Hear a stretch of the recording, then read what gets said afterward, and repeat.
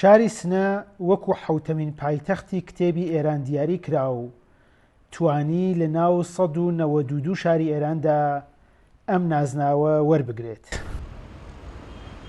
نازناوی پایتەختی کتێب نازناوێکە کە لە ساڵی 2001ەوە لەلایەن یۆنسکۆ دانراوە و لە ئێرانیش لە ساڵی 2014ەوە هەر ساڵەوە بە شارێک ئەبەخشرێت کە شاری سنە ئەمساڵ توانی بەهۆی گرنگیدان بە گەشەی ژێرخانە فەرهەنگیەکان و دانانی پلانی تۆکمە لە بواری کتێب خوێندنەوە و بە گشتیکردنی بواری کتێب ئەم نازناوە وەربگرێت.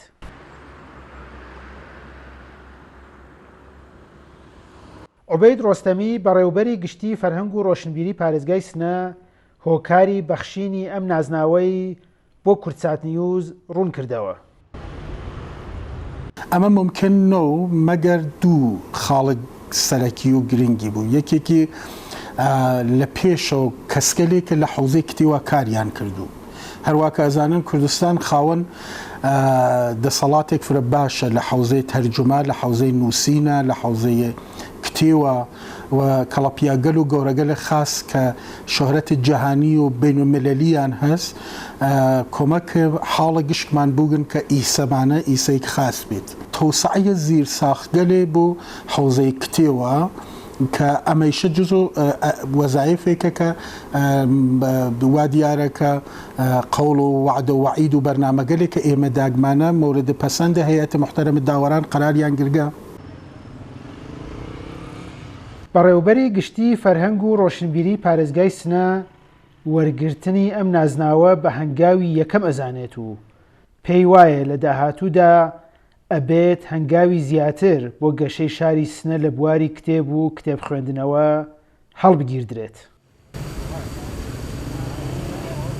کە ڕووچەرمک دەربینی شەڵا گشتمان ئێقداماتێکە کە لە ئایندا بۆ حوزەی کتێو لە شارە سنە ئەنجامیین.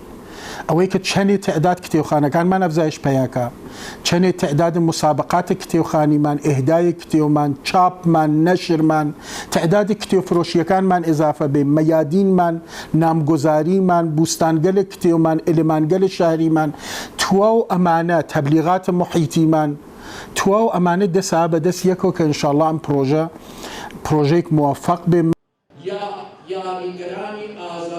چالاکانی فەرهەنگی شاری سنە بەتایبەت ئەوانەی ڕاستەوخۆ لە بواری کتێبدا ئیشەکەن بەخشینی ئەم نازناوە بە گرنگ وەسفەکەن.